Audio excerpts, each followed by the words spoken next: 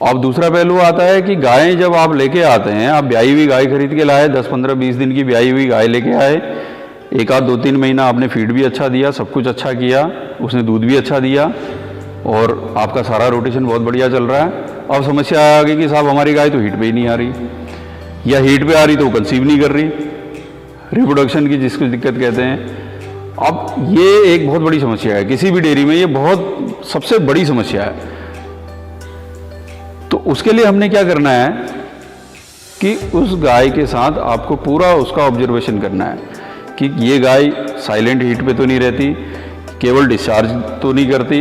कई बार आज की डेट में बहुत सारी गायें बोलती नहीं हैं, तो वो केवल डिस्चार्ज करती हैं। फिर वो डिस्चार्ज कर रही है तो उसका हीट का टाइम क्या है, अलग अलग गायों में ये अलग अलग टाइमिंग होती है। कोई गाय केवल 1 दिन हीट पे रहती है, कोई गाय 3-3, 4-4 दिन तक हीट पे रहती है।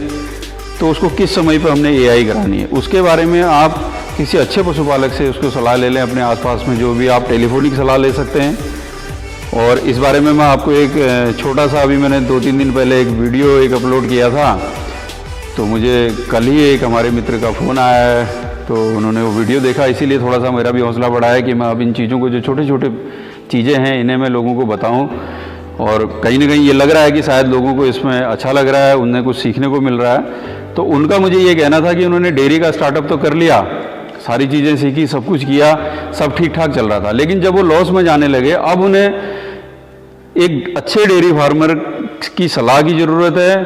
तो वो जाते हैं किसी डेयरी पे प्रैक्टिकली उस चीज़ को देखने, तो कहते हैं कि बहुत सारी डेयरियों में ये कह दिया जाता है कि नहीं, अभी डॉक्टर साहब आए हैं, या अभी वहाँ टाइम नहीं है, अभी हम नहीं मिल सकते, ये नहीं कर सकते। तो बोला हमें कोई हेल्प नहीं मिल रही।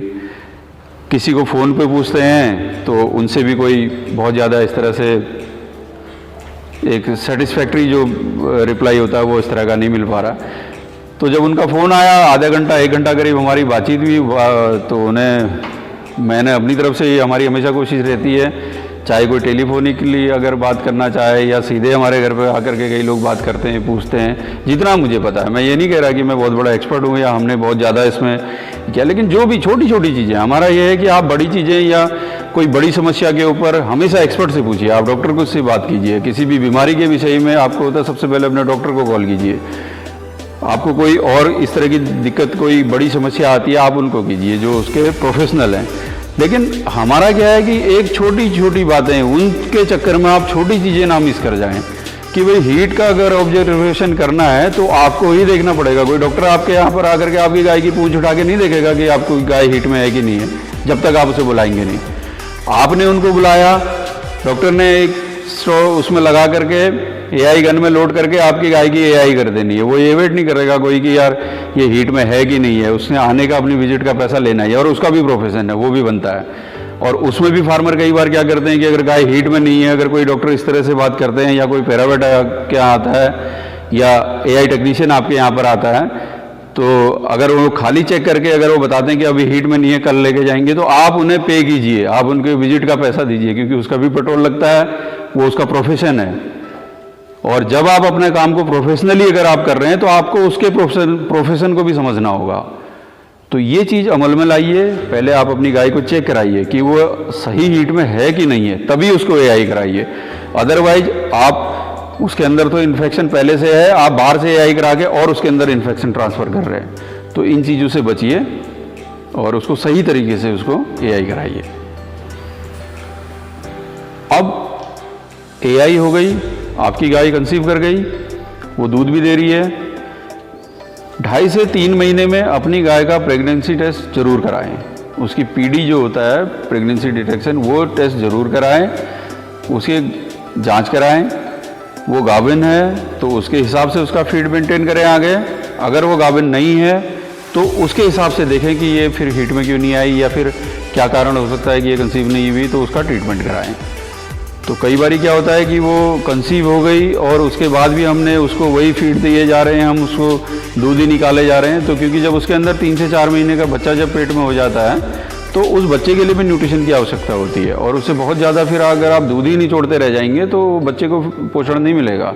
तो बच्चा भी फिर जब उसको माँ के पेट में पोषण नहीं मिलेगा तो वो उसकी हेल्थ उतनी बढ़िया नहीं होगी जितना आप उसको फिर आगे एक अच्छी गाय के लिए उसको तैयार कर सकते हो। ये सारी प्लानिंग आपको करनी पड़ेगी।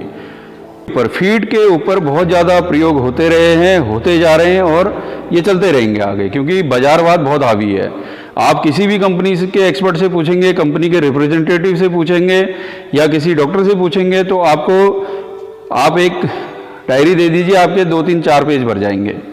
आपको इतनी ज़्यादा उसमें सलाह मिल जाएगी, सब कुछ मिल जाएगी। किसी पशुपालक के पास जाएंगे तो वहाँ से भी आपको क्योंकि जो उसमें हैबिट में है, जो लगातार उसमें बना हुआ है कि उन्होंने क्या खिलाना है, कैसा करना, लंबे समय से उसको कर रहे हैं, वो तो मैनेज कर लेते हैं। लेकिन बाजार की फीड आप अपने आप से ला करके, कहीं से आपको खल खरीदनी है, कहीं से आपको मक्का खरीदनी है, कहीं चोकर खरीदना है, कहीं दाल की चुन्नी खरीदनी है, या आपको उसमें कितनी मात्रा में क्या मिलाना है, मिनरल मिक्सचर अलग मिलाना है, नमक अलग मिलाना है, तो ये सारा करते करते क्या होता है, कई बार कुछ चीज़ें मिस कर जाते हैं, या फिर शुरुआत में तो हम बहुत अच्छा कर लेते हैं, लेकिन धीरे धीरे उसमें एक आध चीज़ें छूट जाती, तो ये होता है कि चलो इसको बाद में मिला लेंगे, तो ढीला ढवाली कर जाते हैं। इसका सबसे बेहतर उपाय ये है कि आप किसी ब्रांडेड अच्छी कंपनी का, जब आप नए हैं, मैं ये नहीं कह रहा कि मैं किसी कंपनी को प्रमोट नहीं कर रहा, या मैं किसी ऐसा नहीं कह रहा कि रेडीमेड फीड ही सबसे बढ़िया होती है, लेकिन जब आप शुरुआत करते हैं उस समय आपके लिए ये है कि आप इन चीज़ों से बचें। जब तक आप सीख नहीं लेते बहुत बढ़िया करके, तो आपको क्या करना है, उसको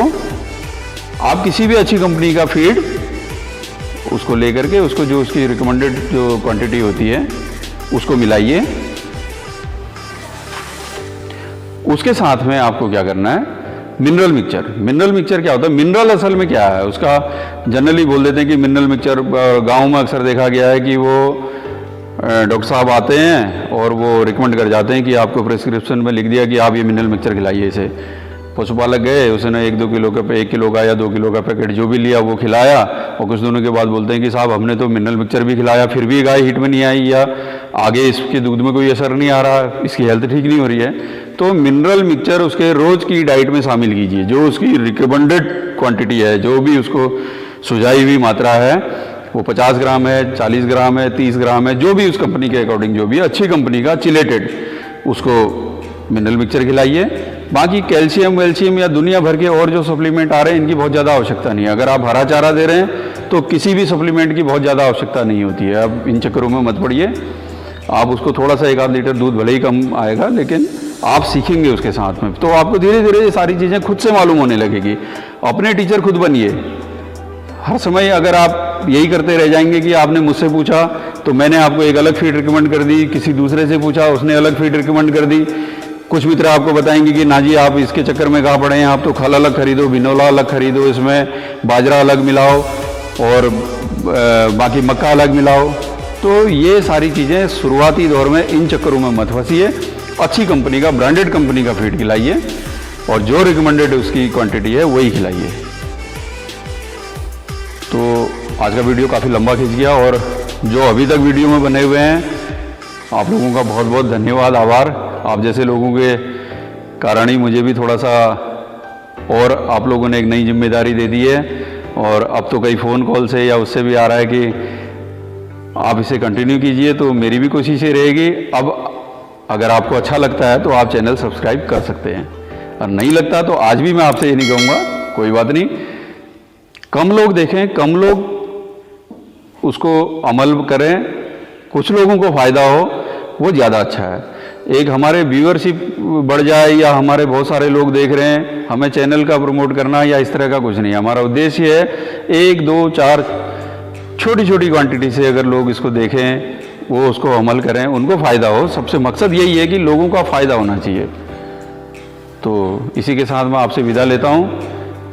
बने रहिए, फिर नए सब्जेक्ट के साथ आपके साथ फिर हाजिर होता हूँ। नमस्कार।